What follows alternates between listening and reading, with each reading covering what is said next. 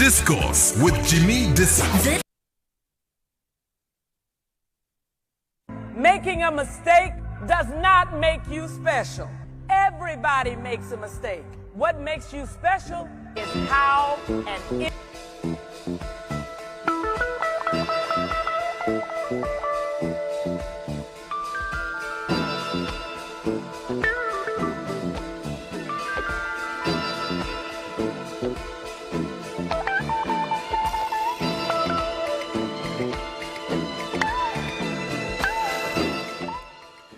Morning, everybody. Welcome to the Discourse with Jimi Disu, and it's, as usual, brought to you by MTN. Right, today we are going to look at the phenomenon of Black Friday.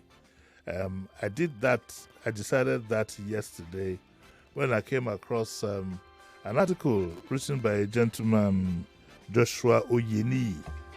And of course, all of you heard the review of that article.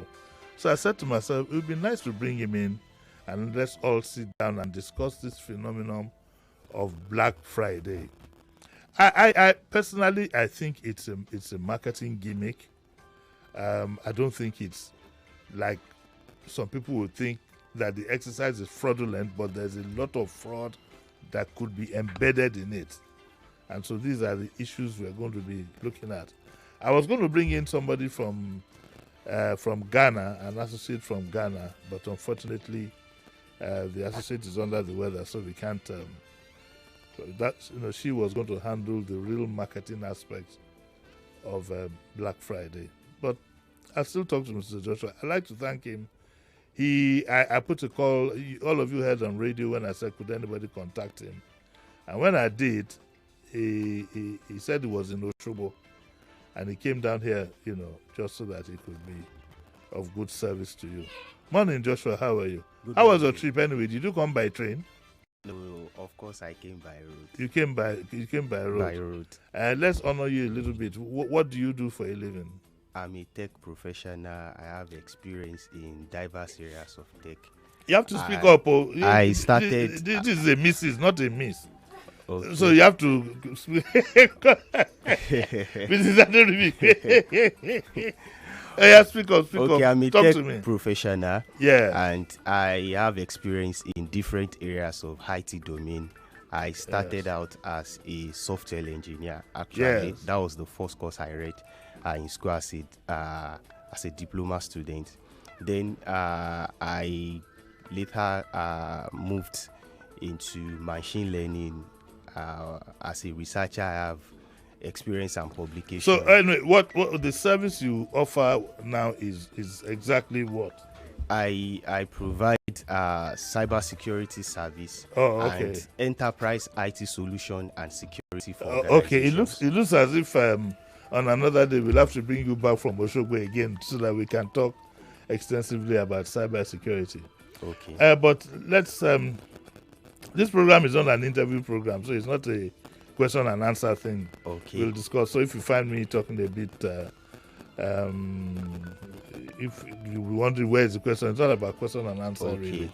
We just sit and discuss. Okay. I think that Black Friday, what I know about it, is a marketing. I don't want to use the word gimmick. I don't want to run it down. Okay. But it's a marketing. Okay, for want of a better word, it's a marketing gimmick to push sales during a particular period.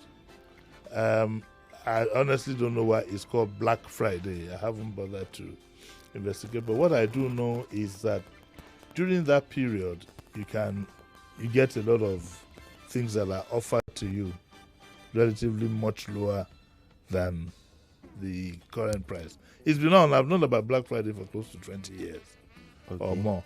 The only difference is that with the advent of the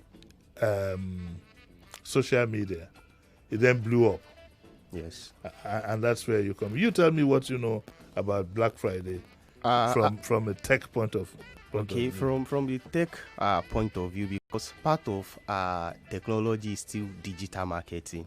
All right. Okay. So, and I also have experience in digital marketing. Mm-hmm. So from that perspective, Black Friday actually, like I said in the article, is just a reflection of how psychology and technology intersect to just drive commerce, in the sense that, if you look at that word Black Friday, where it originated from, you have like an event that happened and a lot of people were on the street. They were trying to make a purchase, and I think that is over 100 years ago anyway. So, and the police had a lot to deal with because of that commotion. So that is the history behind it. But it became more popular in the US, and Black Friday started as a phenomenon after the first Thanksgiving, which is November. So, and the idea behind it is to just make sure that when people have their Thanksgiving between Friday and Monday, they call it's not just Black Friday, there is also Cyber Monday. So between that Friday and Monday, they expected that people can have a purchase of goods at a lower price because of the festive season that is coming. And Americans have this culture of family Thanksgiving. So they want people to buy as much as possible. So it's during that period. So it now became a phenomenon that retailers now keyed into, that there are some products, there are some goods that they have in store that they need to push out during that period. So when it started, it was not a gimmick. But as it began to gain traction in our own climb here in Nigeria, then you now begin to discover that there are a lot of hanky-pankies being played during Black Friday. In Nigeria in Nigeria. And even though it didn't start out like that, but one of the problems we have is that a lot of people always look for the weakness in every sector and they try to exploit it. And anything that has to do with human, as human, we have our mind, we have our conscience. That is where psychology comes in. So they try to play on the emotion of people, something that appeals to their emotion. For example, if I say that I'm selling this TV for 20,000 naira during Black Friday, and you saw it as this is something that is good for you, for your household, and also for savings. Meanwhile, before we said that TV is 20,000, we have contacted our supplier. They have made us to know that it is now 18,000. But before that time, many of these suppliers, what they do is that they can inflate it to 25,000 naira, just like in readiness for Black Friday. In readiness for Black Friday. So you will now see original price, you will see flash sales, then you will now see if you buy now. So the excitement that I am going to get some discount of these things is appealing to the human emotion. So you want to make purchase. So in a way, it's a ruse.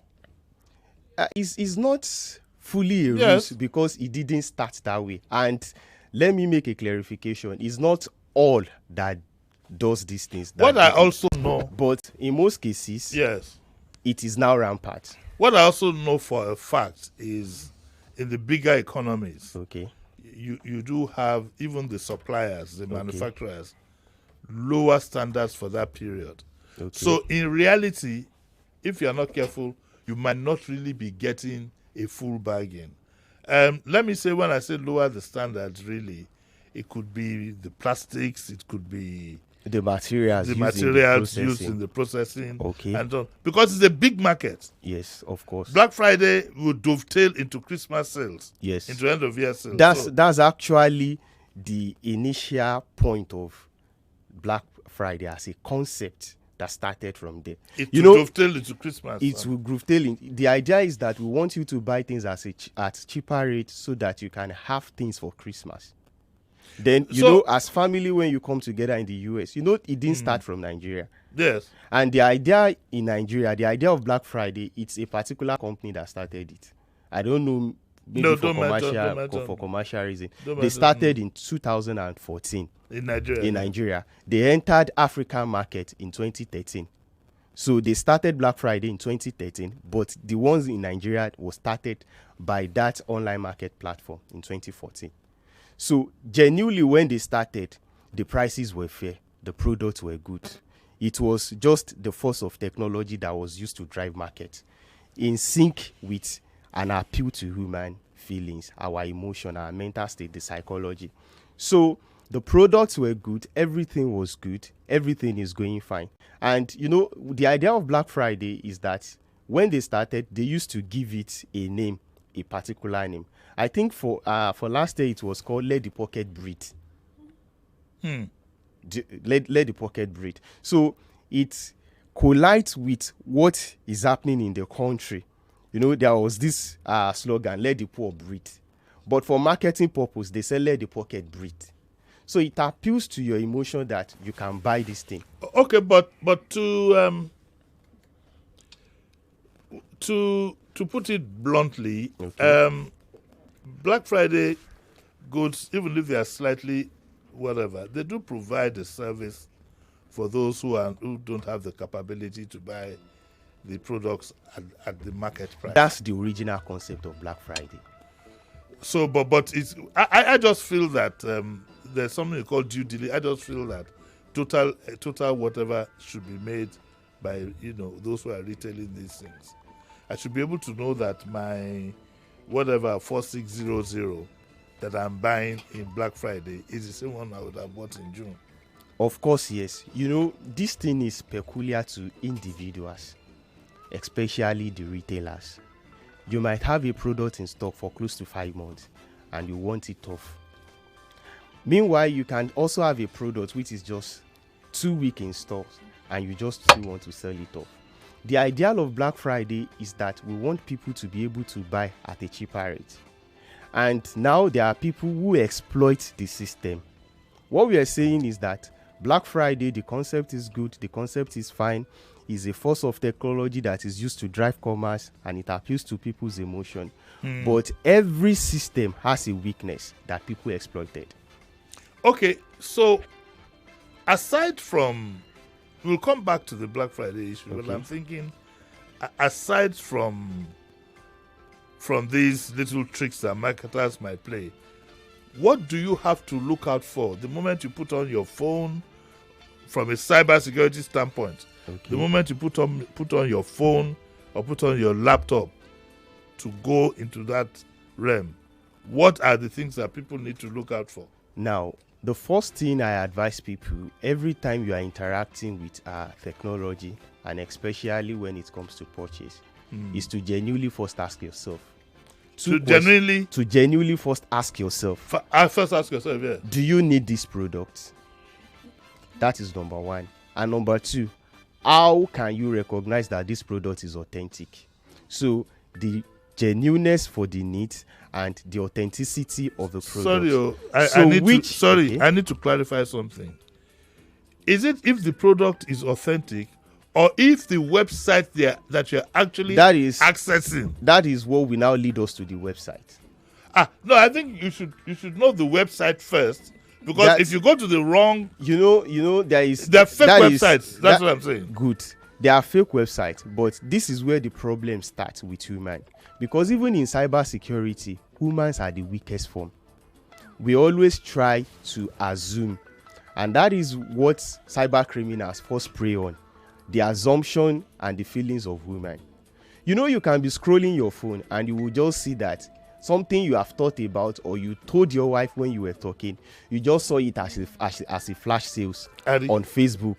Yes. Do you understand? So it is because you saw it that you clicked on it immediately. You have even forgotten that you may need to go and visit the website directly.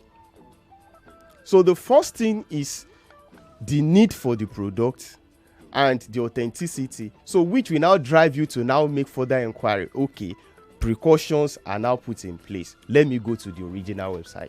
So when you want to check the genuineness of website, that is where security now comes in. So the first thing you need to check is the credibility of those people online. And when there is something we call Uniform Resource Locator, URL. For example, if I want to go to your website now and I want to see nigeriainfo99.3 fm.com, I will need to go to that browser, that small tab. Then I will need to type www.your domain. It makes a difference. And now when I type it, now the first layer of security you need to check is what we called socket layer authentication. There is a difference between HTTP and HTTPS. The first one is hypertext processor that is secured. The second one is the one that is not secure, which is just HTTP. And the difference is this: if you put your information on a website that it is not encrypted, that is not HTTPS at the basic level of security, cyber criminals can steal your information. Wait. Everybody. You are talking as if you're in a cybersecurity class. Okay. We are talking to ordinary people. For ordinary people. An ordinary. If I want to, for example, there's a bank. Okay. A bank with them, I dare not go to their online banking. Okay. Because they have so many fake, whatever. That people have cloned. That they may not even be aware of. Yes. So how do I do? But I bought protection. Does that help? Now, all the McAfee's and do these things help? No, there are layers of security. Okay. Anti-spam works for something else. Oh, really? Yes, there are layers of security. You know, one of the things that has happened so far with us as a nation is that even the government does not put in more effort to bring orientation to us. And these are basic things that we should even know. So when it comes to e-commerce, you want to buy a product, the first thing is to be sure that the website address you are typing is correct. And so what do you type? So now, you need to first go and do your findings online first, or a physical store, or call someone. That is your own individual responsibility to be sure that www.nigeriainfo, you know this Nigeria Info now, the INFO, somebody can put at and it is not O, and you will just assume that it is still Nigeria Info. So, and this person has gone to clone the website of the original Nigeria Info. So what you're saying is type in everything you want in full. What you are even typing, you need to first find out offline. Do your homework that this website address is correct. And how do you know? Number one is through commercials. Check the commercials of those companies. What do you mean by commercials? Some of the things that they have advertised, either offline or online.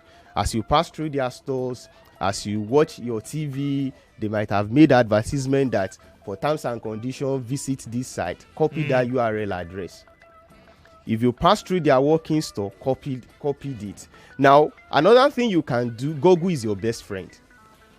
And also with the advent of AI, you can always use AI too, or even start with Google.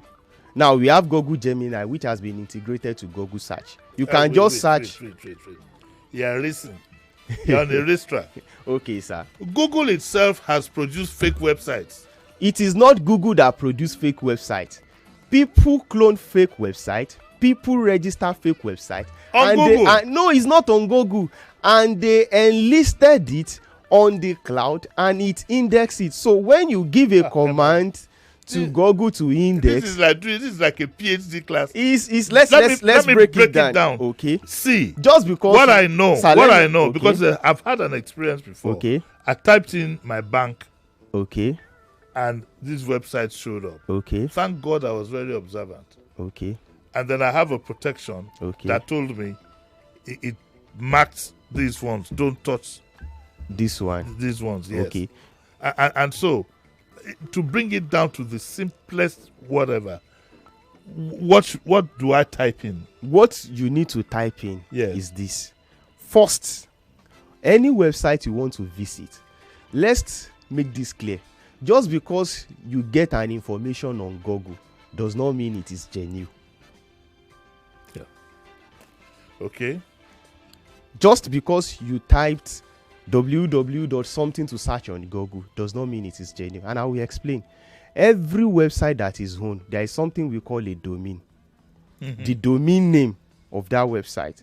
We have, for example, let me still use your station, nigeriainfo.com. Computer does not really understand Nigeria Info. It is zeros and one. Okay, let's use the name of a company. Aderibigbe and Sons. Let's say Aderibigbe and Sons.com. Okay, I understand. Let's say we have Aderibigbe and Sons.com. You know, Aderibigbe and Sons.com. Somebody else can misspell Aderibigbe and Son, and you will not know. You will type it on Google and it will bring it. This is what happened. There is, let me use the concept of a general cloud. I believe everybody can understand what a cloud is. Let's say a big space where information are stored. So if we give command to Google that index from this place, it will also fetch information from that storehouse and bring it. So just because it brought it to me does not mean that it is genuine. Okay, this thing is getting a bit complex. It's getting a bit complex, and I can understand professionals are like that. And I'll try to get us to break it down as much as possible. But I also have a feeling that all of you are itching at home. You probably want to call in to ask questions. So the numbers are 0201 277 0993. 0201 277 0993. The other is 0201 465 7190. 0201 465 7190. So you can call in any of the two numbers and we'll be glad to attend to you. Anyway, so let's I don't want us to waste so much time on these technicalities. Other than be very careful. You have to be very careful, very cautious. Do your due diligence. And there are some things you need to spot. Number one is that what you are typing is correct. You see, every organization that is online, that has an address online, also have to an extent an offline identification that you can use to know them. So if you see what is offline, be sure that it is the same with what you are seeing. So online. don't just be emotional. Don't be emotional. Yes, and don't take your be time. Carried away that I must need to make this purchase now, and you just click on a malicious website. I think that also we have a caller. Oh, the caller disappeared. Okay. I think also we might need to tell people some very simple ones. Okay. For example, always I tell people for safety reasons, only transact businesses with those who offer payment on delivery. Now, if you want to look at the delivery side, yes, there are two sides to it. Trusted online platform will not tell you to pay online outrightly. Yes, that's what I was going to say. They So tell you to pay on delivery. Apart from paying on delivery, you also have a service called escrow system. Escrow system is that I'm buying from her, but you are the middleman. We are paying to you. When I confirm that my good is delivered, then you will release my payment to her. How do you determine the escrow system? They always have it. It sounds like Synchro system. That's they have it on their platform. It will be written there. It will be written there that, okay, we have a partnership with this. So now, if you now check and you discover that they didn't have an escrow, that escrow solution, then always opt to pay on delivery. On delivery. I mean, that makes common sense. That makes common sense. Let's pick that. Hello, good morning. Hello, good morning, Uncle Jimmy. Morning. And the man in the studio. My question concerning this website is, there's this shortcut of website now. How do one verify that? Like, instead of this HTTPS, www.https, maybe Adelgbe and Sons, there's this shortcode now that's maybe RXYB.BW, something like that. There's this shortcode that can link one to a website. How do we verify such that they are not real websites? Good. Now, when you get a link like that, it is what we called link shortener. They use tools to short link. So when you get it like that, the first thing you need to do every time you want to visit an unknown website, don't type it directly into the URL locator. Rather, search it on Google. I see. There is a difference between the two.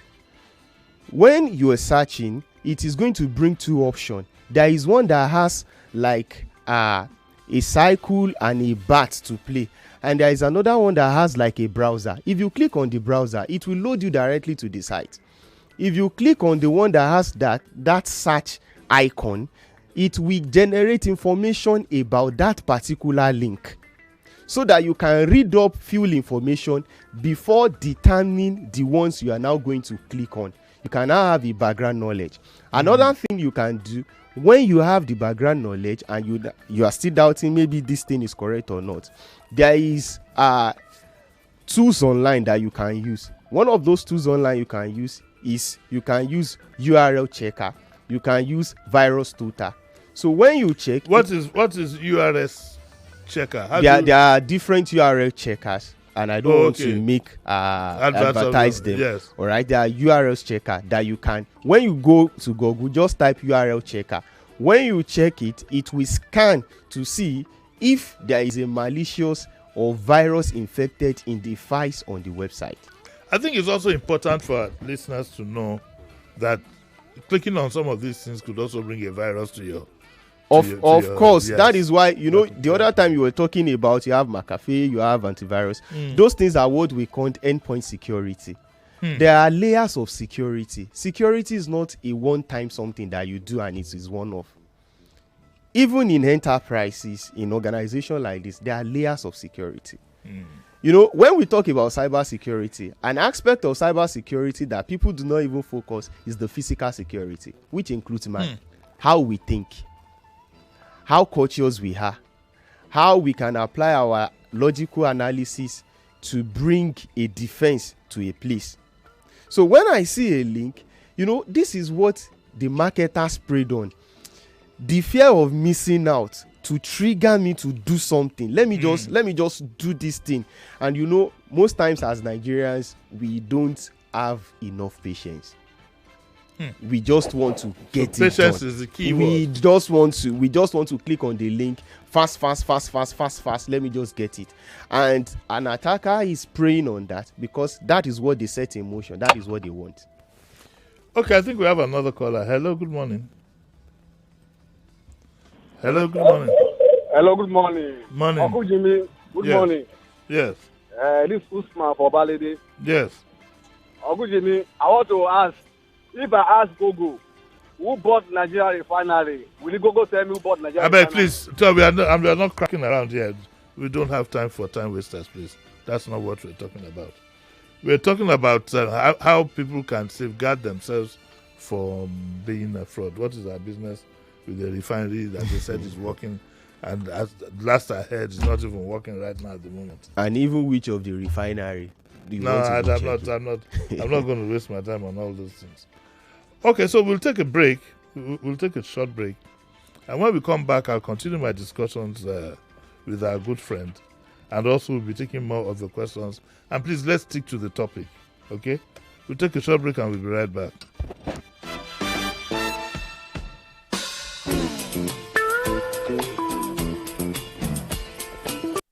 The Discourse with Jimi Disu. The Discourse with Jimi Disu continues in a moment. And now we are.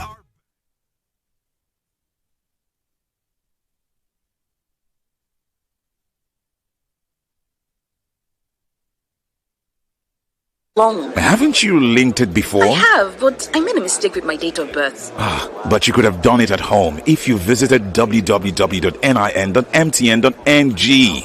Why did you tell me since? Act now. Link your NIN from the comfort of your home, office, or while you're on the move. Visit www.nin.mtn.ng to correct any error, whether it's someone else's picture, wrong date of birth, someone else registered your line for you, and so on. Remember, visit www.nin.mtn.ng to link your NIN instantly. Babe, I've been calling you all day. Where have you been? Still trying to link my NIN. Like the queue is so long. Haven't you linked it before? I have, but I made a mistake with my date of birth. But you could have done it at home if you visited www.nin.mtn.ng. Why did you tell me since? Act now. Link your NIN from the comfort of your home, office, or while you're on the move. Visit www.nin.mtn.ng to correct any error, whether it's someone else's picture, wrong date of birth, someone else registered your line for you, and so on. Remember, visit www.nin.mtn.ng to link your NIN instantly.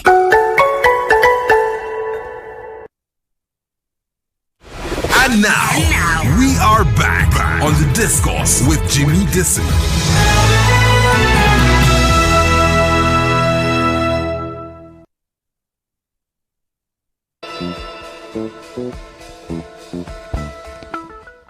Right, welcome back to the Discourse with Jimi Disu, and I still have Joshua Oyeniyi in the studio. We started talking from Black Friday, and now we've dovetailed into cybersecurity. Do you offer service for individuals? Of course we do. You know, you have to.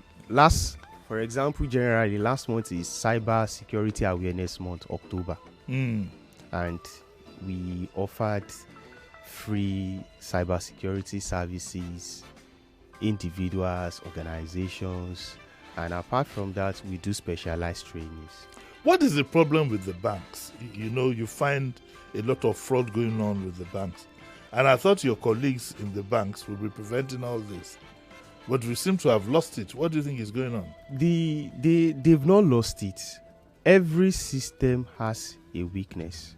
But you know, there are regulators, there are policies, and you also have individual selfish interests.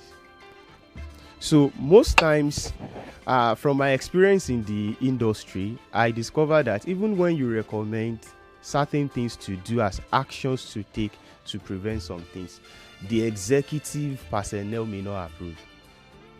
Okay, so how do you, let's say as a customer of a bank, okay, this is a good time now to talk about this. How do you prevent yourself from being duped?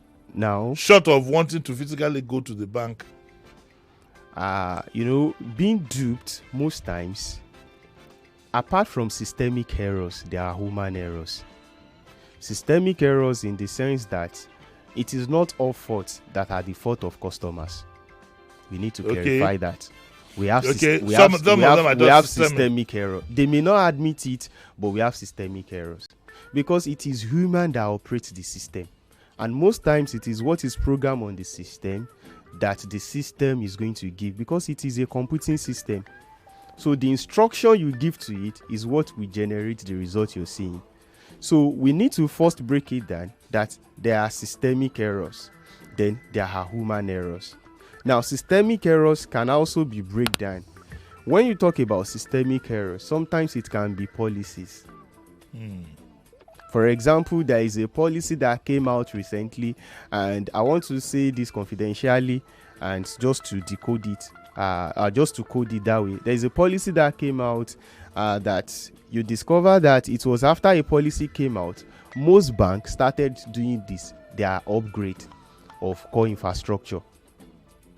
It may not be accepted, it may not be said generally, they may not want to admit it, but the question you need to ask is, why is it that after the policy was rolled out, almost all the banks started the upgrade of their core applications? Was it mandatory for them to do so? It was not essentially mandated, but you know, institutions want to make profit. Okay, for example, you declare that there is a windfall tax. All right? And you know, there are people that have benefited from even the dollar increase. Yes. You know, you issued out a loan when dollar was 400 and now dollar is around 1,700. You know, organizations are making profit. Do you know that there are banks in Nigeria that declare profit that manufacturing industries cannot declare? So if I now wake up that out of that money, you should give me some money. There are also people that are smart around the system that will want to have their way around it. Well, to an extent, they want to protect the customer. But as much as they are protecting the customer, they are also protecting their interest. Wow. So we can indict these banks, or at least their personnel. The extent to which you can do that is dependent on your transactions and engagement with them. Because okay, so should do you encourage online use, online banking? Of course, online banking is the future of banking. Yes. Online banking is the future of banking. I can't survive without it. But there are things, you know, when you go online, you can't just go online without providing security measures and architectural info. There is a concept in cybersecurity we call defense in depth. Defense in depth. Let me explain in a simple way. You know, when I was coming in, there was a checkpoint. Just because we have that checkpoint there does not mean that you don't also have your personal protocol at the reception. Yes. And when I was coming, that does not also stop that there are CCTVs around. Yes. That does not also stop that there are people that will check what that you carry. But you discover that in many organizations, they just implement one layer of security and forget about the others. So when we don't practice this defense in depth concept, there will always be problem. For example, your personal system. It's good to hear that you have a subscribe antivirus working. You know, Nigerians don't like paying for software. Yeah. They just look for something to crack.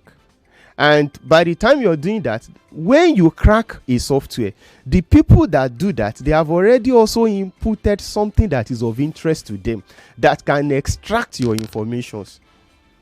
Well, do you think there's anywhere in the world you can escape your information being extracted? There is. It is because unless you live in a cave. It is because informations can be leaked. There is what we call data leaked. Data leaks is what happens when somebody who is not authorized to have an access to information have access to it. So just because that can happen is the reason why there are regulations, standard, and framework in place. Because I believe that the internet is always watching you. Like you rightly said, the moment you click shoe, the internet is watching you. Let's just stay with that. The internet is watching you. And also there are regulators, there are frameworks, there are standards put in place. For example, in Nigeria, you discover now that we have the Nigerian Data Protection Act and the Nigeria Data Protection Regulation Council. They are now working actively. They just slammed a bank a few months ago. They slammed them close to 400 million plus. Popular bank. Yes, for data exposure. I have an article I wrote about it. For what again? They slammed them for data exposure. What data did they expose? You know, there is a data leak. You know, if your information is leaked, you have every right. This is part of what the government is not even doing, and many of these institutions for us. There should be awareness about data protection and the Cybercrime Act. So if I discover that I only submitted my information to you, my emails, my details, it is only in the organization I submitted it, or I discovered from my own search that this other informations I am getting, you know, sometimes when you are even filling a form, they will ask you to agree. Yes. Many times we don't even read the privacy policy, we just click on it. Yes. Because we have what we call the data controller. Then there is also a place where it is stated that they must need to explain what they want to use the data they collected from. So I can walk to the bank and tell the bank that on so date, my data, I think it was exposed. Okay. Give me an information. Hold on, I have a caller now. Hello, good morning. Yeah, good morning, Uncle Jim. Yes. Yeah, you have the man on the line from Ekpe. Yes. I'm sorry for this question I want to ask. I know it's about Black Friday, but it's also a cyber security question issue of these banks. Recently, when I maybe from POS or somewhere else, I'll be debited and I won't get the money. They will say the network is not good. But very recently, I did same, and then I said I won't take it again. And then I discovered it was not the POS people who were playing trick, that is from the bank. When I laid the complaint, I was refunded the money. Now, my question is, I think I suspect foul play. Those ones I never reported, I didn't get the refund. Is there a foul play, or is it the system or the humans behind the system? That is my question. Thank you. That's part of what I explained here. It's part of what is explained. There is systemic aspect of this thing, and there is the human aspect. Part of the systemic aspect is this: if you have a failed transaction on a norm, if the core banking application, if everything works fine and their policies and everything, you should get a reversal. Okay. Hello, good morning. Hello. Good morning, Uncle Jimmy. Morning, sir. How are you? Okay. My name is Balogun from Victoria Island. Yes, sir. I had this friend way back. She left Nigeria now like 7-8 years ago. She said she had a certificate to hack a bank. And when she does, it basically means the standard, the security standard they have in the bank is not up to date. How true is this? Because she said that's exactly what she done. That's what she learned from school. She did what again? She hacked the bank. Learned from school. She can hack a bank and tell them that security. That's illegal. That's even criminal, isn't it? She even said she has a certificate for it. Hello, let me explain this. Okay, there is what we call ethical lacking. Ethical lacking is that we consult you to check our system if there is vulnerability that an hacker can exploit it. Oh, I see. Then she's not really hacking. So she did not hack the system. All right. If she goes ahead to hack the system, it is illegal. Yeah. But if she is consulted, and of course, there is no way you will want to do that and you will not be trained and certified. Do you understand? So we need to understand the difference between the two. There is ethical lacking. I think he got it wrong. He got it wrong, actually. There is ethical lacking. Now, it is a norm. In fact, one of the requirements for many of these organizations is to make sure that they do system audit, penetration testing. We have what we call vulnerability management, penetration testing. Now, in pen test, what we do is that they will employ somebody that will act as an hacker to test what they call their system to see if another hacker can get access to it. But that person is licensed to do, and there will be agreement between that person and is the a bank. given, is a contract given to the bank. It is a consent. But if you go and hack, it's a criminal case. He got it wrong.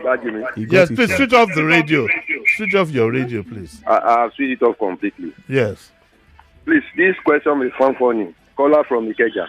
Anyway, there are so many of these websites that says you can earn money on the internet. Is it true? Legitimately?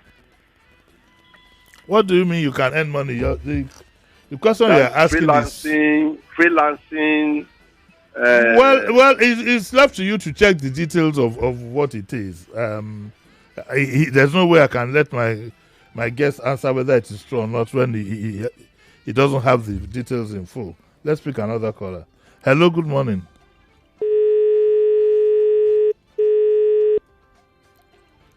Hello, good morning. Hello, Uncle Jimmy. Good morning. Morning. Yeah, I'm Benjamin. I'm calling from Ikeja. Morning, Mr. Benjamin. Yeah, I just want to ask your guest there. There is something that I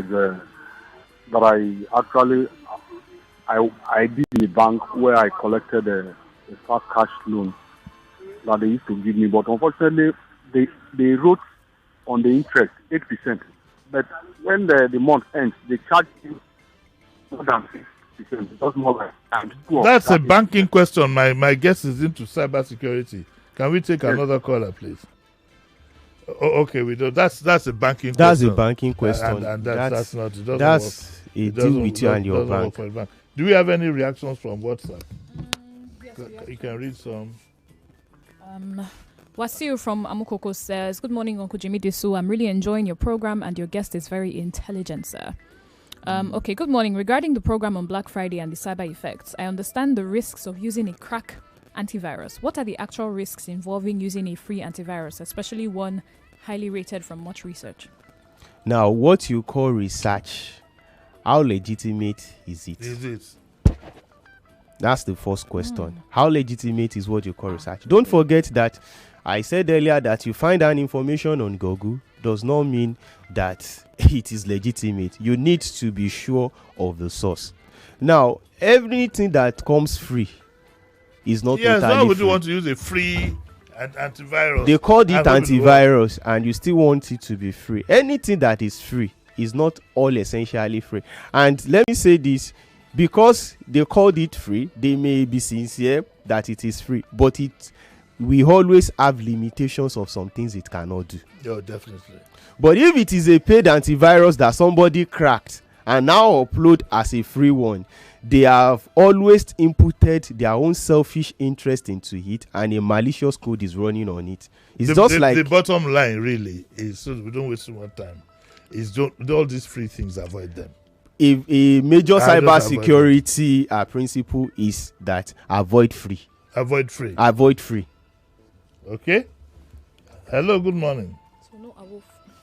Hello, morning. Good morning.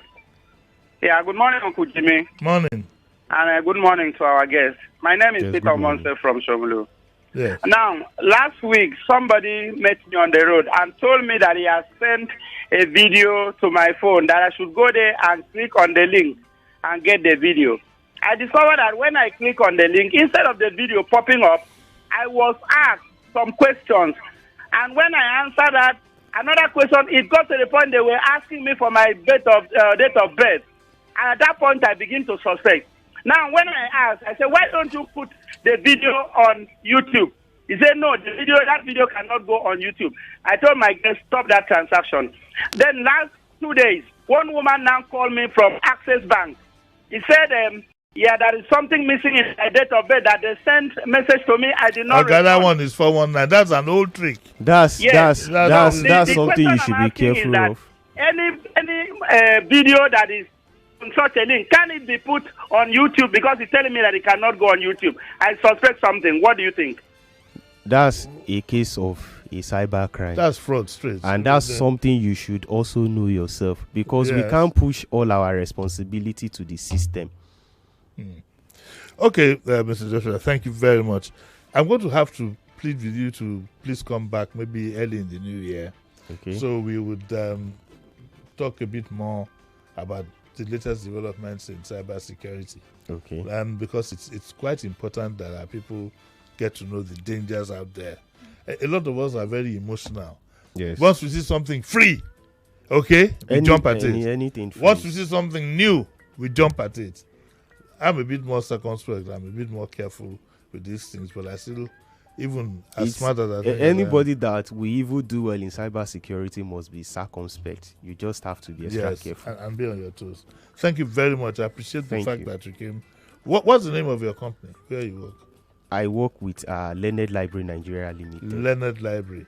And we also have a consulting cybersecurity firm, Cyberanalytics. Okay, I want to do you that big favor for having come down from. So if anybody wants to contact you, is it www.learnedlibrary.com? That's a legal I was just joking with that. Okay. That's where we'll end our show. Thank you very much for coming. Thank you. That's where we're going to end our show for today. On Tuesday, you remember last Tuesday I had Chief Bode George, and it turned out to be very, very controversial. All the newspapers and whatever were picking the stories.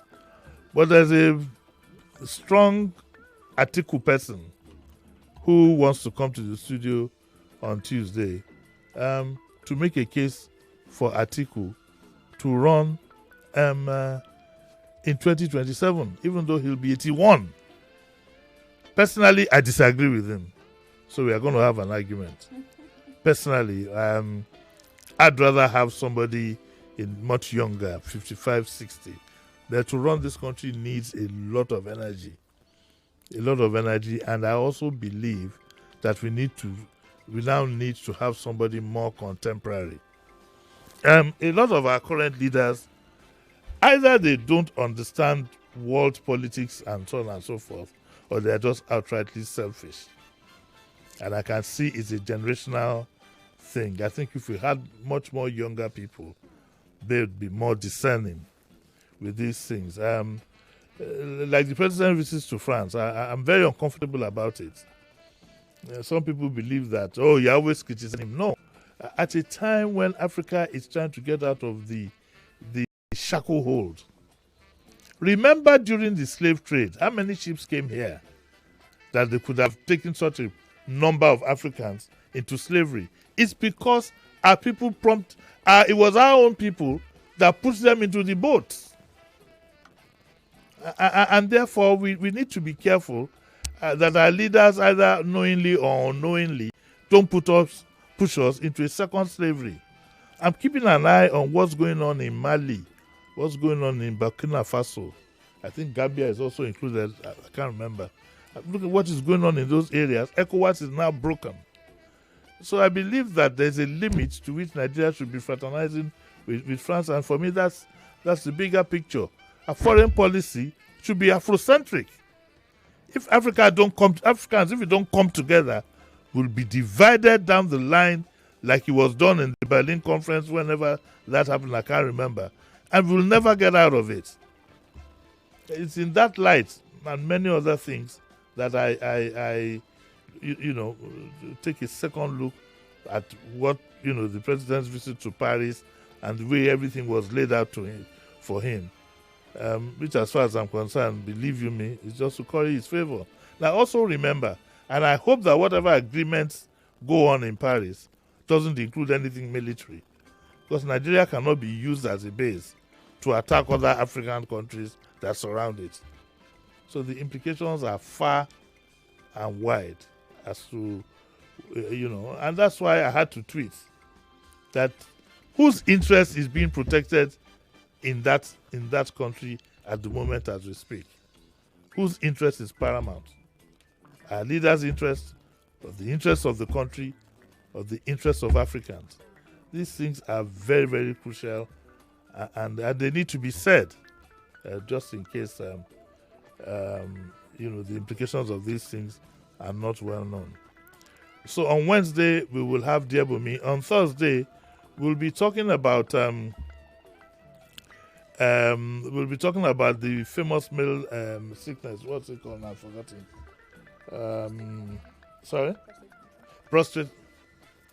Prostate cancer. I'm going to get two doctors who are going to talk about prostate cancer. I suspect that it will be like 6 out of 10 African men that will be suffering from prostate issues. I think it has to do with our diet or whatever it is and our environment. And then on Friday, I met a young lady in Pan-African University. She's into photography and things like that, Miss Jaja. And she's going to be here on Friday to sell her trade, as it were. Young lady, all of you remember I was in Pan-African University about 2 weeks ago, courtesy of Mrs. Aderi Bigbe and others. And I was very, very impressed with what I saw. So I'm bringing one of the students here, and she'll be able to talk about that. Will be on Friday. So that's what we're going to have. It's been nice talking to you. I'd like to thank Mrs. Aderi Bigbe for. How is Mr. Aderi Bigbe from Ologiatiaka? You give me now. Okay. A shout out to my good friend Kelvin. I saw your note this morning. I heard that the Port Harcourt refinery has stopped production. What a country. Thank you very much, and a safe journey back to Osogbo. I'll see you all on Tuesday. Bye.